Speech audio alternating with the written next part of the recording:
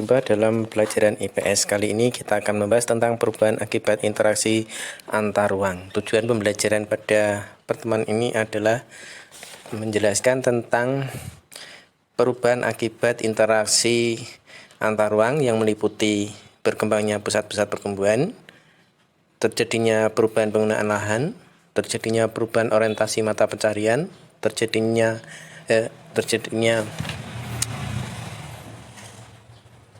perubahan komposisi penduduk, adanya perubahan sosial dan budaya, dan berkembangnya sarana dan prasarana. Bentuk-bentuk interaksi sosial, bentuk-bentuk interaksi antar ruang dapat terjadi dalam berbagai bentuk seperti pergerakan orang, pergerakan barang dan orang, perpindahan gagasan atau informasi. Semua perubahan dan pergerakan itu menimbulkan perubahan baik bagi daerah tujuan maupun daerah asal. Interaksi keruangan meliputi beragam jenis pergerakan seperti perjalanan menuju tempat kerja, migrasi, pariwisata, pemanfaatan fasilitas umum, transmisi informasi dan modal, wilayah pemasaran, kegiatan retail, perdagangan internasional, dan distribusi barang. Nah, itu semua menyebabkan terjadinya perubahan-perubahan karena adanya keinginan untuk memenuhi kebutuhan, mencari kehidupan yang lebih baik, ingin berkembang, mencari pengalaman baru, dan meningkatkan penghasilan. Mari kita bahas satu persatu. Berkembangnya pusat-pusat pertumbuhan. Kita lihat contoh pada awal pusat-pusat kerajaan Hindu-Buddha seperti Kutai, Tarumanegara, Sriwijaya, Majapahit, itu selalu mengandalkan pelabuhan-pelabuhan. Nah, ibu kota kerajaan itu berkembang karena perkembangan kota-kota dagang yang ada di sekitar pantai atau berada di sekitar sungai yang menjadi jalur lalu lintas perdagangan. Nah, pada saat ini pusat-pusat pertumbuhan itu muncul ketika di situ ada industri, ketika di situ ada pusat pendidikan, ketika di situ muncul pusat pemerintahan, muncul pusat dagang yang menopang daerah-daerah sekitarnya. Nah, pemusatan aktivitas penduduk tersebut kemudian membentuk daerah perkotaan yang berkembang menjadi ibu kota dan sebagainya. Nah, kita lihat di sini di peta konsep. Perubahan akibat interaksi antar ruang yang disebabkan oleh perubahan penggunaan lahan. Perubahan penggunaan lahan, kita tahu kenapa lahan itu berubah, karena adanya aktivitas manusia yang membutuhkan tempat tinggal, tempat menampung aktivitas, sehingga muncul perumahan, sehingga muncul lahan untuk industri, sehingga muncul daerah-daerah pemukiman yang semula daerah pertanian menjadi daerah pemukiman, munculnya pusat-pusat perdagangan, jasa ini seperti lahan-lahan di sekitar jalan raya itu kan sekarang berdiri banyak toko-toko dan sebagainya. Pedagang kaki lima kalau sore hari itu juga memanfaatkan lahan jalan-jalan raya itu, di tepi jalan itu berjejer banyak sekali, yang artinya fungsi harusnya untuk jalan kaki malah untuk usaha dagang.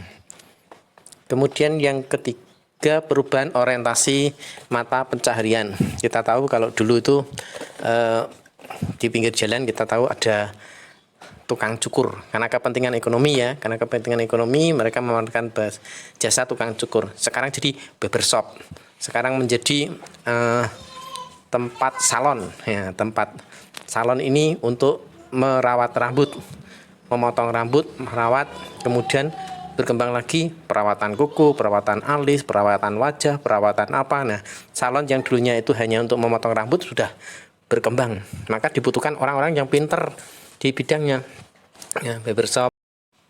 Ya, berkembangnya sarana dan prasarana ini terjadi karena pergerakan orang, barang, dan informasi yang memerlukan sarana dan prasarana penunjang. Pembangunan sarana prasarana ini seiring dengan meningkatnya pergerakan tersebut, sehingga bagaimana orang dengan mudah sampai ke tujuan dengan cepat. Ya, maka dibutuhkan kendaraan, jalan, fasilitas umum, pusat-pusat perdagangan, dan lain-lain. Nah, contoh saja kayak masjid yang ada di tepi jalan. Mereka tidak hanya menyediakan hanya masjid saja, tetapi juga di situ ada penyewaan alat ibadah, kemudian ada warung, nanti kalau istirahat ada parkir yang luas, ya semacam itu. Toko atau pertokoan yang dekat jalan itu tidak hanya menjual barangnya saja, tapi juga menyediakan seperti kamar kecil, tempat ibadah, dan fasilitas lain yang membuat pengunjung itu nyaman. Maka ketika kita membangun suatu tempat yang ada di tempat umum, maka dibutuhkan sarana prasarana yang mendukung. Berikutnya adanya perubahan sosial dan budaya. Perubahan sosial budaya ini terjadi karena adanya pergerakan penduduk dari satu tempat ke tempat lainnya yang disertai dengan interaksi sosial. Nah, interaksi antar anggota masyarakat tersebut saling mempengaruhi satu dengan yang lain, berpengaruh terhadap norma, nilai yang dianut seperti yang tampak pada gambar. Di sini orang berkomunikasi itu dulunya mereka bercengkrama, asik gitu ya, saling ngobrol satu dengan yang lain. Sekarang mereka berkumpul pun mereka pegang HP dan justru menghubungi orang-orang yang di luar. Ini ada perubahan nilai. Ya, mereka lebih akrab dengan dunia mereka, dengan chat-chat mereka yang ada di HP. Kemudian yang ada di sebelahnya ini gaya anak pang ini tidak mungkin bagi Indonesia ini tidak disenangi oleh masyarakat yang di daerah pedesaan atau mapan. Karena apa? Mereka berbeda. Budaya ini dari mana? Nah, ini adalah pengaruh dari budaya global. Ya. Nilai-nilai yang terkandung di sini oleh masyarakat umum mereka dianggap menyimpang, tetapi bagi masyarakat anak pang mungkin solidaritas, nilai-nilai kebersamaan, nilai-nilai kebebasan mereka angkat tinggi dan mereka setia satu dengan yang lain. Contoh lagi, perubahan sosial ini berkaitan dengan status sosial. Ketika seseorang menduduki status tertentu di dalam masyarakat, mereka pun gaya hidup mereka berubah. Ya, mereka lebih suka dengan kalau orang-orang yang statusnya sama. Ya. Sedangkan mereka yang tidak bisa menyesuaikan dengan status akan menyingkir dengan sendirinya. Contoh saja misalnya komunitas sepeda. Nah, maka mereka akan melihat sepedanya. Itu sepeda apa ya, mereknya apa, ini nih, oh dia di bawah saya, oh dia di atas saya. Nah, semacam itu mereka mulai memilah-milah dalam perubahan sosial nih, baik itu di dalam kesehari-hari ya, ada penghasilan dan sebagainya. Kemudian perubahan budaya, contoh saja gaya rambut para artis ya, para pemain sepak bola mudah sekali ditiru oleh anak-anak muda, anak laki-laki meniru mereka. Atau mungkin TikTokan ya, sekarang TikTokan bukan budaya kita, budaya Indonesia, tetapi masyarakat Indonesia sekarang suka sekali TikTokan. Nah, ini dari pengaruh dari budaya. Berikutnya adalah perubahan akibat interaksi antar ruang terhadap komposisi penduduk. Pada umumnya masyarakat dulu di sekitar kita itu seragam, sama, petani semua, nelayan semua.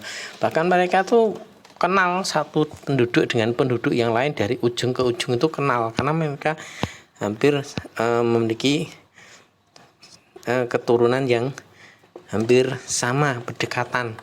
Nah, dengan adanya pergerakan orang, masuknya masyarakat mendatang ke dalam suatu wilayah dengan latar yang berbeda-beda, berbeda agama, berbeda status sosial,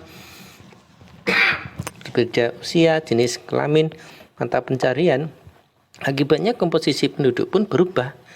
Yang awalnya relatif seragam menjadi tidak seragam. Contohnya saja di masyarakat di sebelah ini, yang sebelah kiri ini, mereka kesatuan antar beberapa etnis, mereka bersatu.